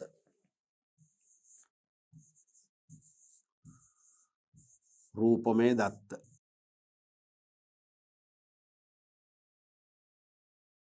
දෙවැනි එක භාණ්ඩ ලේබල් තුල දක්වන මිල කල්ලිකුත් වන දිනය. දැන් භාණ්ඩවල ලේබල් තුල මිල දැක්කනවනේ මැක්සිමම් රීටේල් ප්‍රයිස් කියලා දානවා මිල. ඒ වගේම date of expiry, date of production නිෂ්පාදිත දිනය, කල්ලිකුත් වන දිනය දානවනේ. ඒ කියන්නේ ඉලක්කම් වලින් දානවනේ. ඉලක්කම් වලින් දාන්නේ ඒවා. හරිද? මිල දාන්නෙත් ඉලක්කම්. රුපියල් 250යි. date of production අසවල් දිනේ, date of expiry දිනේ දානවා. ඉලක්කම්නේ. මොකද එහෙනම් සංඛ්‍යානමය. අක්ෂරමය කිව්වොත් කමක් නැහැ. සංඛ්‍යානමයනේ. සංඛ්‍යානමය දත්ත.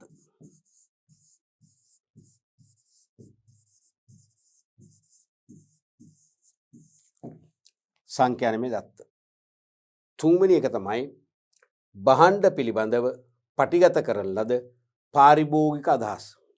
භාණ්ඩ පිළිබඳව පටිගත කරන ලද පාරිභෝගික අදහස්. දැන් යම් භාණ්ඩ පරිභෝජනය කරලා පාරිභෝගිකයාට දැනුණු දේ, පාරිභෝගිකයා එකෙන් ලබාගත් තෘප්තියේ ගැඹුර පිළිබඳ පාරිභෝගිකයාගෙන් අදහස් විමසන්න පුළුවන්. දැන් මේ ඊයේ පෙරේදත් මම මේ රෙකෝඩින් එකේ ඉන්නකොට මගේ මිත්‍රයෙක්, මගේ පරණ ගෝලයෙක්, මිත්‍රයෙක් නෙවෙයි ගෝලයෙක් කතා කරලා කිව්වා මට සර්ව හම්බෙන්න විනාඩි 15කට විතර පොඩ්ඩක් කතා කරගෙන මම හිතුවා මොකද අවශ්‍යතාවය කියන්න කියලා. ඒත් අවශ්‍යතාවය එයා ආවිල්ලා මංගත ව්‍යාපාර කටයුතු ඔන්ලයින් බිස්නස් එකක් පටන් ගන්න යනවා ඔය සමාජ ජාල ඔස්සේ. ඉතින් එයා විස්තරත් කිව්වා. ඒකට සර්ගෙනුත් මට විනාඩි 10ක විතර පොඩි වොයිස් කට් එකක් ගන්න ඕන. කිව්වා පුළුවන් දහව දෙන්න සර්, කැමති දහව දෙන්න. මම කිව්වා අයියෝ දෙන්නම් කියලා. දුමා හොඳ දෙයක් නේ කරන්නේ. අපි ටිකක් හම්බෙලා කතා කරලා කරමු කියලා. ඉතින් සර්ට මම ඒකට ගෙවනකො මම කිව්වා නෑ එහෙම ගෙවන්න අවශ්‍ය නෑ. ඔයා ඔයාගේ බිස්නස් එක ඩෙවලොප් කරගන්න. ඩෙවලොප් කරලා කවදා හරි ඔයා ලොකු සල්ලිකාරයෙක් වුණා මම ඇවිල්ලා සල්ලි අරන් යන්නම් කියලා මම විහිළුවට කිව්වා. ඒතකොට දැන් එයා බලන්නේ දැන් එයාට එයාගේ ලෝකෙදි මම එයාට වීරයෙක්. නමුත් මම දන්නවනේ මම පුංචි මිනිහෙක් කියලා, මම වීරයෙක් නෙවෙයි කියලා. මම නිකන් සාමාන්‍ය පෘථග්ජන මිනිහෙක් මේ මිනිස්සු අතර ඉන්නේ.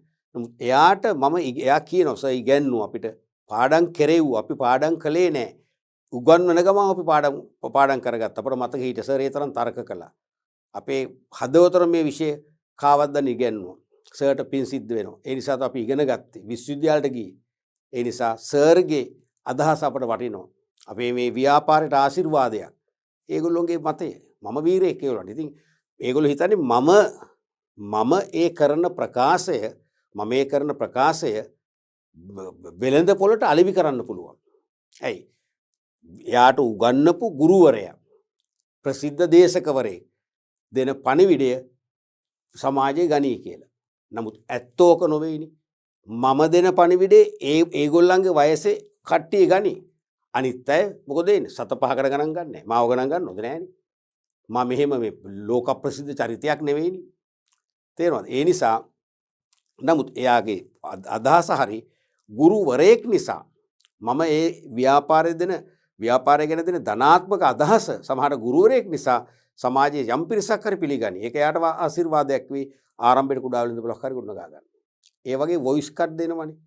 විශේෂයෙන්ම පාරිභෝගිකව. දැන් මම එක්තරා කලේලි මංගල්‍යයකට සහභාගී වුණා මේ ළඟදී. අර තියෙන්නේ මට සීරියසක් ඒ ගැන අදහසක් නැහැ. අර මේ නැටුම් කණ්ඩායම ඩාන්සින් කරන අය ඒගොල්ලන්ට තියෙන කලේලි මංගල්‍යයක්. අර ඒගොල්ලන්ට අර වෙස් ගැන්වීම මොනවද අර ඒගොල්ලන් දෙන්නේ ඒක දෙන්නේ නැකතකට පූජා තියලා ඉස්සෙන්දර ඉදම් පිරිත් කියලා. ඒක බොහොම මේ සංස්කෘතික අතින් ඊටාම පාරිශුද්ධව පවත්වන උළෙලක් නේ ඒක. ඉතින් මම ඔයිට ඉස්සෙල්ලා 4කට විතර ගියා. මේ 5 වෙනි එක මගේ මතක හැටියට. හැබැයි මේක හරිම ලස්සනයි. හරිම පිළිවෙලයි. අනිත් අර මම දැකපු 4ට වඩා හරිම පිළිවෙල, හරිම ආකර්ශනීයයි. දැන් මට මේකට නුගිහිල්ලම් බැරි හේතු තුන මොකද මගේ පවුලෙම කෙනෙක් එදා මේ කලෙලි මංගල්‍යයට සම්බන්ධ හිටපු නිසා. ඉතින් මං හිතුවා අයියෝ පෑ ගානම දැන් ඉතින් බෝරින් තමයි. මොන බෝරින් නෑ. ඒක හරිම කියන්නේ විවිධයි. දැන් සමහර වෙලාව ඒකාකාරයි. නටනව බලන් තමයි තියෙන්නේ. මේක එහෙම නෙවෙයි. මේකේ බොහෝ සිත් ගන්න අසුළු දේවල් සිදු වුණා. අහඹු ලෙස ඒ දරුවන්ට උගන්වපු ගුරුවරිය ඒගොල්ලොත් එක්ක ඇවිල්ලා නටනවා අනපේක්ෂිතව සාරිය ඇඳගෙන. ඒකම ඒ ගුරුවරයාට උගන්වපු ගුරුවරිය තමයි ප්‍රධාන අමුත්‍ය වෙන්නේ. තේරුණාද? ඒ අමුත්‍යයට ආරාධනා කරනවා සහතික දෙන්න. ගුරුවරිය ඇයගේ ගුරුවරියටත් කතා කරා. බලන්න කොච්චර හොඳ එකමුතුවක්ද කියලා. ගුරුගෝල සම්බන්ධ චේන් එකක් එතන. ඉතින් ටිකක් ඒ ඉෂ්ට වේදිකාවේ දැන් ටිකක් මෙහාට එන්න උනේ මේ පරිණත ගුරුවරියට. අන්තිමට එතෙන්දී අර බෙරකරුවන් තාලයකට බෙර ගහනවා ඇයට එන්න. ඒ බෙරපදයට අනුව ඔය කියන නැටුම් උගන්වපු ගුරුවරිය තමන්ගේ ප්‍රධාන අමුත්‍ය තමන්ගේ ගුරු දේවතාවිය රැගෙන එන්න මොකද කරන්නේ? අර ඒ බෙරපදයට ගැලපෙන ඩාන්ස් එක ඒ කියන්නේ කලින් සැලසුම් කළා නෙවෙයි මට තේරිච්ච විදිහට. ඒ මොහොතේ එයා නටනට ගිහිල්ලා මෙම ලස්සනට අත්වලින් ආරාධනා කරගෙන එනවා. හැමෝම නැගිටලා ක්ලැප් කරනවා. හරිම ආසුජනක සිද්ධියක් ඒක. හරිම වෙනස්. මට කිසිදු කාන්සියක් දැනුන්නේ මං ඉවරණකම හිටියා. තේරුණාද? අන්තිමට ඇය ඉතින් විවිධ ඇත්තේ කතා කරාම අපේ ඥාති සහෝදරියත් කිව්වා මේ මගේ අයියා ආදිවාසී හඳුන්වනකොට මං කිව්වා දැන් එයාට ගුරුවරයෙක් කියලා කියලා දුන්නාම කොහොමද සර් මගේ මං කිව්වා ඉතාම විශිෂ්ටයි. ඇත්තටම මම මේ ඔයාව සනසන්න කියනෝ නෙවෙයි මම මේට ඉස්සෙල්ලා මේ වගේ 3-4ක් බලලා තියෙනවා. ඊට වඩා මේක හරිම පිළිවෙලයි. මේ අපි දැන් ප්‍රේක්ෂකයෝ අපිට කිසිම කාන්සියක් දැනුන්නේ. අපි පැය ගාණක් වාල්ලා හිටියට නිදිමතක් කියන එකක් අහලකවත් නැහැ. අපි මේ පැය ගාණෙම පුදුම විදියට මේ උත්සවයේ අපි වින්දා. අපිව පිනෙව්වා. ඒකට ඔබතුමීට පින්. බොහොම ස්තුතියි සර්ලා ගුරුවරුන් නිසා සර්ලාට තේරෙනවා කිව්වා. මම කිව්වා ඔයාලා මේ ඇත්තටම මේ දරුවන්ට පුහුණු කිරීමේදී මාස ගාණක් තිස්සේ ගාස්තුවක් අය කරන්නේ නැති. ඔයාලගේ ශ්‍රමය වෙනුවෙන් දැනුම වෙනුවෙන්. නමුත් ඒ අය කළ ගාස්තුවට වඩා ඔබ යමක් කරලා තියෙනවා කියලා මට මේ කෙටි කාලෙන් තියුවා. ඊට පස්සේ මට වැන්දා. බොහොම පිං කියලා. ඇත්ත ඕක තමයි. ඉතින් දැන් ඒක ඇත්තටම වොයිස් කට් එකක් වශයෙන් ගත්තේ නැහැ. ඇයට ඒක හරි ආශිර්වාදයක් වෙනවා. එයාගේ ඒ කියන්නේ නැටුම් පුහුණු කිරීමේ කටයුතු ප්‍රචාර කිරීමේදී ඒක ඵලදායී වෙනවා. අන්න ඒ වගේ භාණ්ඩ පිළිබඳව පටිගත කරලද පාරිභෝගික අදහස් හරි වටිනවා. වෙළඳ පොළට ගෙනියන්න. ඉදිරි වෙළඳ පොළ ආකර්ෂණය කර ගැනීමේ මෙවලමක් කරගන්න පුළුවන් මේක. ඒවා අදහස්නේ. ඒවා ඇහෙන්න සලස්සන්න පුළුවන්. මොනවද එහෙනම්? ශ්‍රව්‍යමය දත්ත. අරක රූපමය, මේක සංඛ්‍යානමය, මේක ශ්‍රව්‍යමය දත්ත. ශ්‍රවණය කරන්න පුළුවන් නිසා.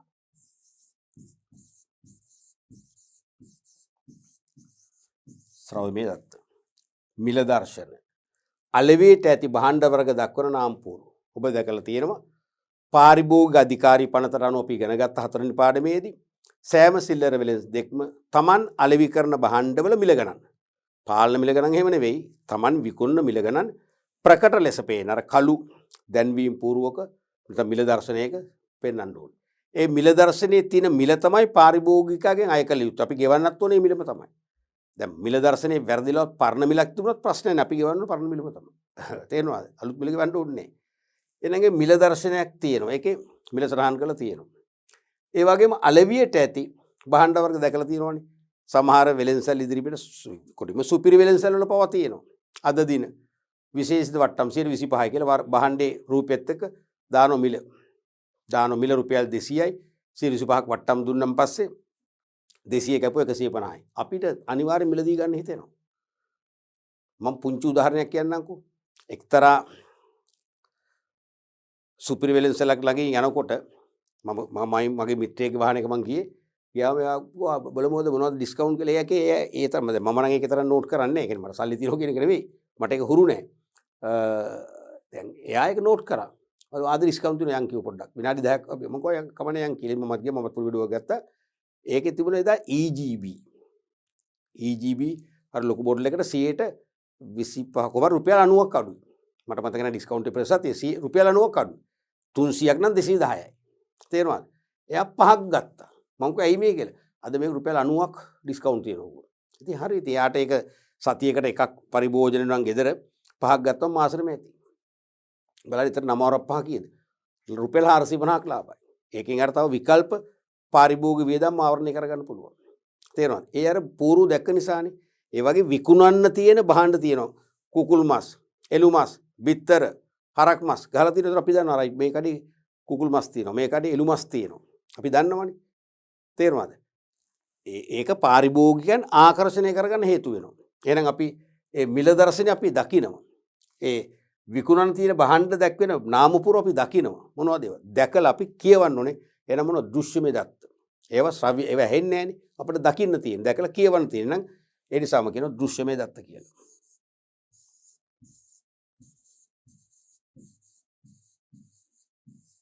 ඔය වගේ දත්ත මූලික ක්‍රම 4කට ඉදිරිපත් කරනවා අපි බලමු ඊළඟට තොරතුරු ඉන්ෆෝමේෂන්ස් තේරුම් ගත හැකි ලෙස සහ ප්‍රයෝජනයට ගත හැකි ලෙස සකස් කරන දත්ත තොරතුරු ලෙස ඇඳින්නේ තේරුම් ගත හැකි ලෙස සහ ප්‍රයෝජනයට ගත හැකි ලෙස සකස් කරන දත්ත තොරතුරු ලෙස ඇඳින්නේ එහෙනම් දත්ත තේරුම් ගන්න බෑ තීරණ ගන්න පාවිච්චි කරන්න බෑනේ ඒ දත්ත තේරුම් ගන්න පුළුවන් වන විදිහටත් ප්‍රයෝජනයට ගත හැකි. ඒ කියන්නේ තීරණ ගැනීමට යොදාගත හැකි ලෙසත්. මේ ප්‍රයෝජන ගන්නවා කියන්නේ මොකද්ද? තීරණ ගැනීමට යොදා ගැනීම. තීරණ ගැනීමට භාවිතය. තේරුම් ගත හැකි ලෙසත් ප්‍රයෝජනයට ගත හැකි ලෙසත් නැත්නම් තීරණ ගැනීමටත් යොදාගත හැකි ලෙස සකස් කරගත්තොත් ඒක තමයි තොරතුරක් කියන්නේ. උදාහරණයක් වශයෙන් දල ලාභ අනුපාතය. විකුණුම් ලක්ෂයයි. හරිද? විකුණුම් ලක්ෂයයි අපි හිතමු දල ලාභේ 40000යි වැඩි කරා 100. ඒ කියන්නේ කීයද? 140යි. ඒක අපි සකස් කරගන්නවා. පරිවර්තන ක්‍රියාවලියකින්. දැන් විකුණුම් ලක්ෂයයි කියන එක දත්තයක්. දල ලාභේ කියන එකත් දත්තයක්. නමුත් ඒක අනුපාතිකව හදාගත්තොත් 100 ගණක් වශයෙන් අන්න තොරතුරක් වෙනවා. ඒකකයක විකුණුම් පිරිවැය ගණනය කරන්න එපේ. ඍජු ද්‍රව්‍ය පිරිවැය. ඍජු ශ්‍රම පිරිවැය. වෙනත් ඍජු වියදම්. පස්සේ පොදු කාර්ය පිරිවැය. ඔක්කොම එකතු කරනවා. මුළු පිරිවැය එනවා. බෙදනවා නිෂ්පාදන ඒකක සංඛ්‍යාවන්. එතකොට එනවා එකක පිරිවැය. මොකද කරේ? ගණනය කිරීම කරා පරිවර්තනය කරා පැහැදිලිව. ඒකකයක විකුණුම් පිරිවැය මොකද්ද? තොරතුරක්. වාර්ෂික මුළු විදුලි වියදම. විදුලි බිලේ මේ මාස වියදම රුපියල් 12000යි. ගාස්තුව. ඒක දත්තයක්. හැබැයි අපි මේ ගෙවල මාස 12 විදුලි බිල් වල ගෙවූ වියදම් ටික එකතු කරාම එනවා වාර්ෂික විදුලි වියදම. අන්න අපිට තීරණයක් ගන්න පුළුවන්. එහෙනම් ඒක තොරතුරක්. මුළු නිෂ්පාදන ඒකක ප්‍රමාණය. මුළු නිෂ්පාදන ඒකක ප්‍රමාණය. දැන් අද දවසේ නිමෙවුම් ඒකක 100යි. හෙට 120යි.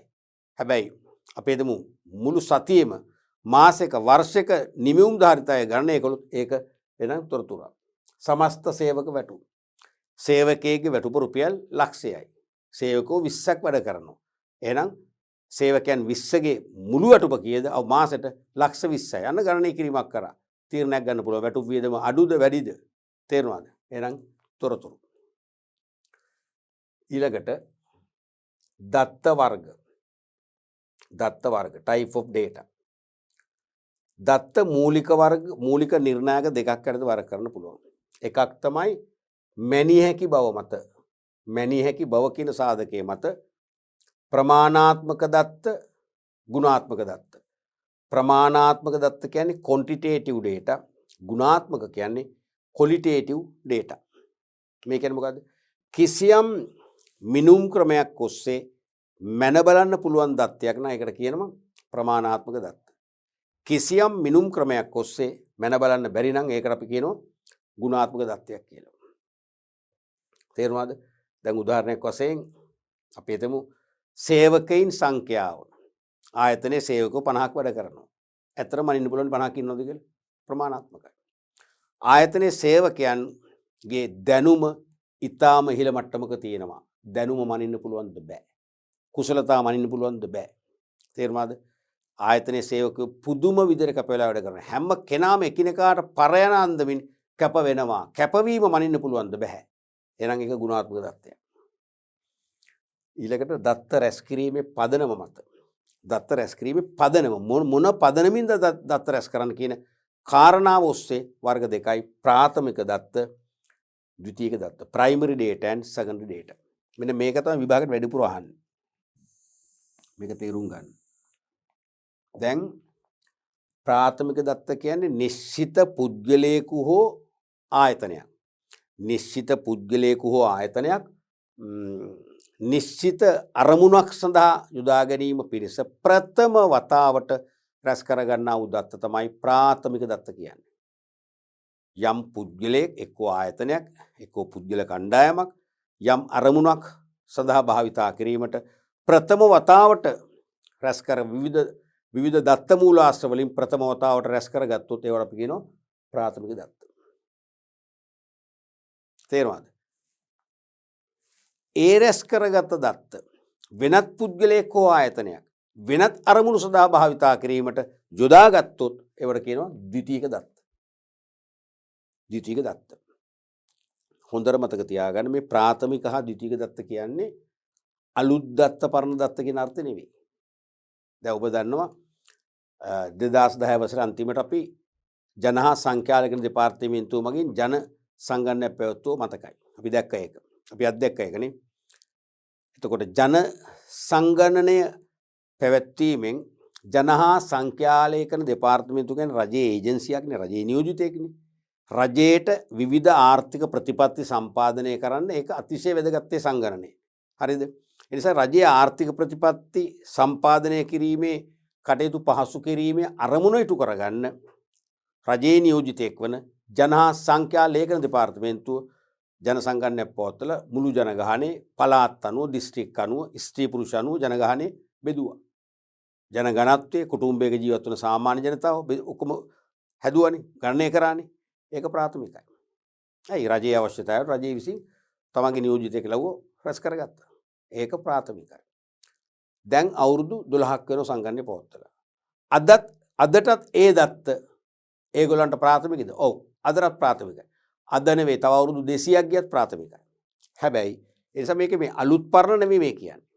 හැබැයි ඒ දත්ත මම ව්‍යාපාරිකයෙක්.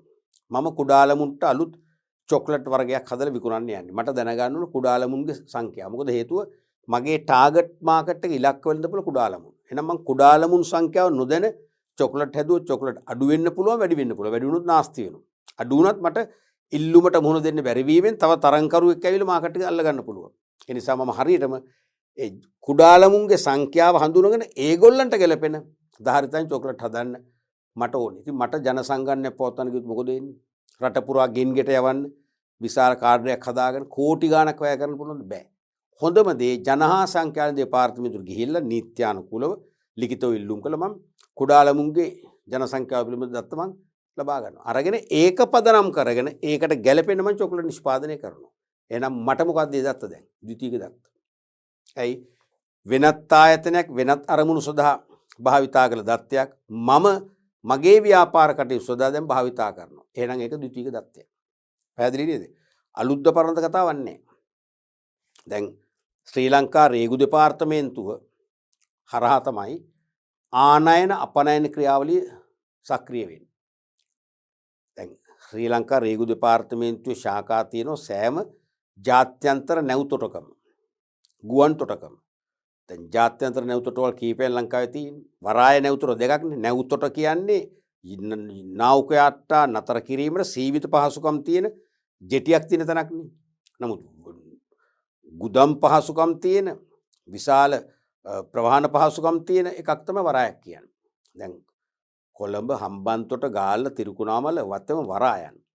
බේරුවල ඔළුවිල් එකත් වරායක්. බේරුවල තලේමන්නාරම තියෙන නැව් අපි කියන්නේ ඒකට ෆියර් කියලා කියන්නේ. මොකද නැව් තොටවල්. ඒ හැමතැනටම අන්තර්ජාතික වශයෙන් රටවල් සම්බන්ධ කරලා ප්‍රවාහන පහසුකම් සපයන්න පුළුවන්. ඒ හැමතැනකම රේගු දෙපාර්තමේන්තුවේ කාර්යාලයක් තියෙනවා. එහෙනම් ඒ රේගු දෙපාර්තමේන්තුවේ කාර්යාලය නිලධාරීන්ගේ අධීක්ෂණයට හා ලේඛනගත කිරීම වලට යටත්ව තමයි ඉම්පෝර්ට් එක්ස්පෝර්ට් වෙන්නේ. ඒ නිසා ආනයන අපනයන දත්ත රැස් කළ හැකි හොඳම ආයතනය තමයි රේගු දෙපාර්තමේන්තුව. ඒ දත්ත රැස් කරලා වර්ග කරලා විශ්ලේෂණය කරලා ගණනය කරලා හදනවා ආනයන දත්ත අපනයන දත්ත. ඒතර ඒ රේගු දෙපාර්තමේන්තුවට ඒක ප්‍රාථමිකයි. ප්‍රාථමික දත්තයක්. ඒ දත්ත ශ්‍රී ලංකා මහ බැංකුව ලබාගෙන මහ බැංකු වාර්ෂික වාර්තා එක එක ඒගොල්ලන්ගේ විශ්ලේෂණයට පාවිච්චි කරනවා. මහ බැංකු වාර්තාවට අමතරව මහ බැංකුව ඒ දත්ත අරගෙන ආනයන අපනයන සම්බන්ධයෙන් සමාජ දත්ත වාර්තා හදනවා. එතකොට මහ බැංකුවට මොකක්ද ඒක? මොකක්ද ඒක? ද්විතීයික දත්තය. මහ බැංකුවට ඒක ද්විතීයික දත්තය. මොකද ප්‍රථම වතාවට රැස් කළේ රේගුව. රේගුවට ප්‍රාථමිකයි. මහ බැංකුවට ද්විතීයිකයි. තේරුණාද? ඔන්න ඔගේ මේ ප්‍රාථමික ද්විතීයික ගැන හොඳ අවබෝධයක ඉන්න ඕන. අපි චුට්ටක් ඒක ඔන්න නෝට් කරගමු.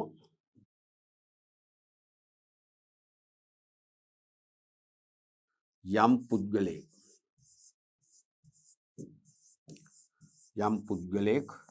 හෝ ව්‍යාපාරයක්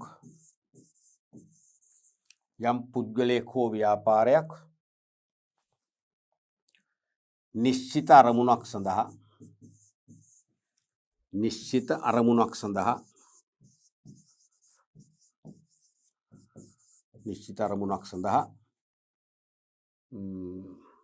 යම් පුද්ගලයෙක් හෝ ව්‍යාපාරයක් නිශ්චිත අරමුණක් සඳහා ප්‍රථම වරට රැස් කරන මූලික කරුණු හා සංඛ්‍යා. මූලික කරුණු හා සංඛ්‍යා දත්ත ලෙස හැඳින්වේ.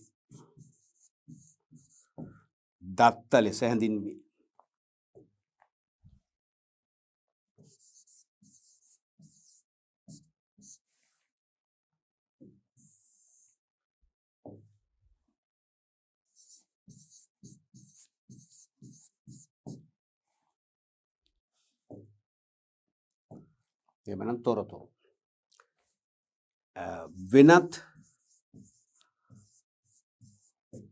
පුද්ගලයින් හෝ ව්‍යාපාර විසින්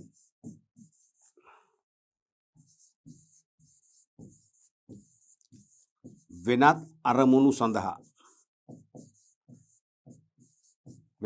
සඳහා රැස් කළ දත්ත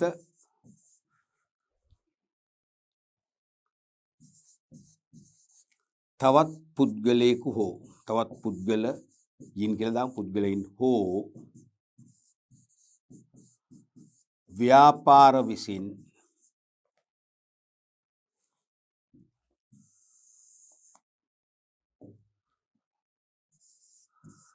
ඔවුන්ගේ අරමුණු ඉටු කර ගැනීමට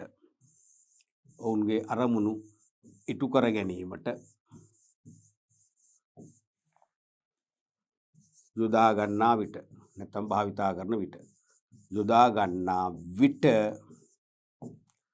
ඒවා ද්විතීයික දත්ත වේ.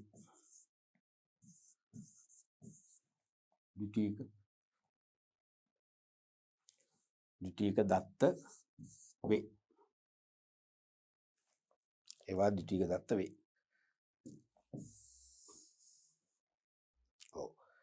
එතකොට මේක වෙන්න ඕනේ මොකද්ද?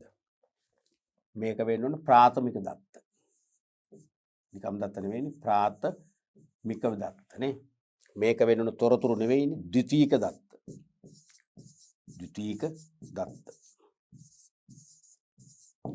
පැහැදිලිනේ? ප්‍රාථමික දත්ත, ද්විතීයික දත්ත. එතකොට මෙන්න මේ වගේ ව්‍යාපාරයක මූලික දත්ත වර්ග අපිට දෙකක් හඳුනා ගන්න පුළුවන්, ප්‍රාථමික ද්විතීයික. මේ දෙකම තීරණ ගැනීමට සම්බන්ධ වෙනවා. තේරුණාද? එතකොට ප්‍රථම වරට රැස් කරොත් ප්‍රාථමික, දෙවන වර භාවිතයට ගත්තොත් ඒක ද්විතීයික දත්ත වෙනවා.